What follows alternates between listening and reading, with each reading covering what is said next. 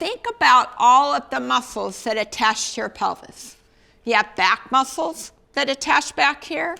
You have abdominal muscles that attach to the front. You have glute muscles that attach on the side. You have adductor muscles that attach, hamstring muscles that attach. You have a coccygeus and an inferior glute max and a piriformis that attach on the sacrum. There's a lot of muscle that attach here. So this morning, to kind of give you guys an overview, we're going to be talking about two patterns that you're going to learn about, which will make more sense if you give me, I'm just giving you an overview. So we're going to be talking about a left anterior interior chain. And these are individuals that favor the right side of their body. These are individuals that are stuck in a right stance, left swing position. You guys, that's great for half of the gait cycle. It's not great for the other half of the gait cycle. So we're going to be going through a pattern of what's going on at the pelvis this morning and a left AIC pattern. We're going to be talking about a biomechanical position. We're going to be talking about muscles that are going to help to oppose that position. And then we're going to be giving you objective tests to be able to identify that position this afternoon. Then we're also going to be talking about another pattern called a posterior exterior chain, or a PEC pattern. And we're going to go through the biomechanical position of the pelvis in that pattern. We're going to be able to identify what's going on with muscles that surround this pelvis so we can help to oppose that pattern. And then we're going to be giving you objective tests to be able to identify that pattern this afternoon with objective test. Tomorrow morning, we're going to be going through respiration. So we're going to be going through your respiratory diaphragm and your pelvic diaphragm kind of integrate together. They have to work together to help regulate pressure. And so Jen's going to be talking about respiration tomorrow. Jason's going to be talking about treatment tomorrow with the left AIC pattern. I'm going to be talking about treatment with the PEC pattern. Jen's going to talk about squat and respiration tomorrow afternoon. We're going to be talking about some other treatment considerations. And then I'm going to end the day talking about giving you guys two case studies, both of the left AIC and the PEC pattern.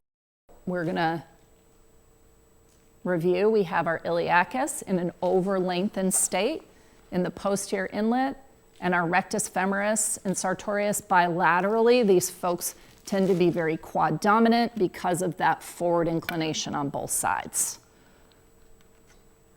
So when muscles are in a lengthened state, they've lost their leverage, so they're relatively off. And when they're in a shortened state, remember they're overactive. So these goals remain the same of what we talked about in the morning session. If a muscle is in a off position, we need to facilitate it. And if it's in an on position, we may need to inhibit it. So now we're going to move into the outlet. So the outlet is going to be reflective of the inlet position on the left and right. So if I turn my pelvis, now we have an anterior inlet that's forwardly tipped and flexed. So our bilateral outlets are going to be in an extended position. They're going to be adducted and internally rotated on both sides. But note the circle, how we have shown the underlying left AIC pattern. So you're going to see more space and opening here in the left anterior outlet, and the right side's a little bit smaller because of the underlying asymmetrical pattern. The same is going on here in the posterior outlet. You see this little pie piece is a little smaller than the right, but they are going to be in a more compressed on state in the posterior outlet musculature by virtue of how they compensated.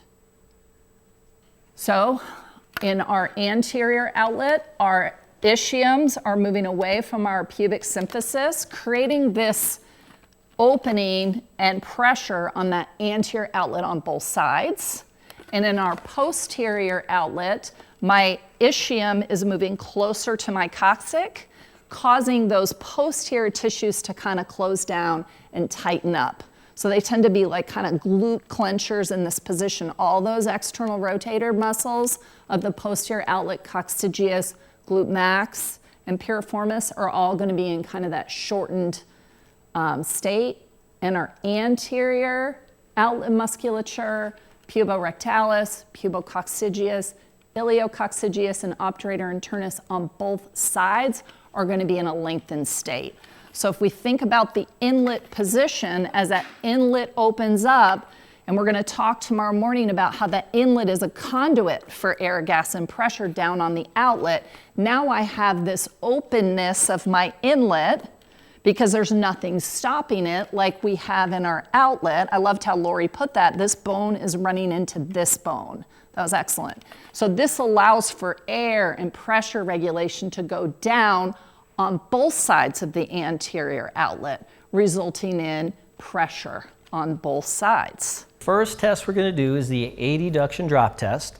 That's a passive positional test, all right? We'll break that down, take you guys through what it means, and then we'll do a demonstration. And we've got two frontal plane tests that are going to be reflections of that pelvic position. The frontal plane's a big deal for us this weekend, okay? So we're going to break those two tests down that tell us the pelvic ascension drop test, frontal plane, see that word stance phase. So we'll get into why that is related to stance phase, but that's going to tell us, do we have a position and control of a pelvis to allow for the access to the ingredients that are going to allow good stance phase, okay? And then we have frontal plane swing phase with this passive abduction raise test. Again, that's telling us, do we have this frontal plane position of a pelvis that's going to allow us to access appropriate ingredients to do a good job of swing. All right. We go through a standing reach test. That's a test I think a lot of us are pretty familiar with. And then we've got two other tests here that we're going to get through, the functional squat test and the Hruska abduction lift test, which is a test of neuromuscular performance and control.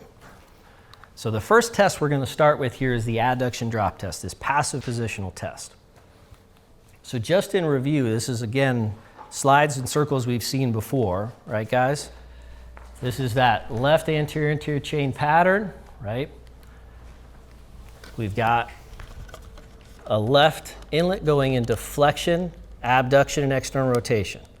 Right side's going to the opposite, go into extension, adduction, and internal rotation. All right, one thing, and that turns that sacral base to the right, creating this ilium on sacrum internal rotation on the left, ilium on sacrum external rotation or gapping on the right. So I feel like when I learned this stuff, it was always easier for me to learn what the inlet was doing. If you know what the inlet's doing, you know what the outlet's doing. It's the same bone. It's the opposite, right? So if the left inlet's going into flexion, the outlet's going into extension. If the left inlet is going into abduction, the outlet's going into AD, right? External rotation, internal rotation, okay? So these circles are what we've reviewed on those other slides. We're going to hit them again tomorrow when we go through respiration and then when we go through treatment too. And then that PEC, remember we doubled down. We have flexion, abduction, and external rotation in the inlet now on both sides, okay? Which means we've got extension, adduction, and internal rotation of the anterior outlets on both sides.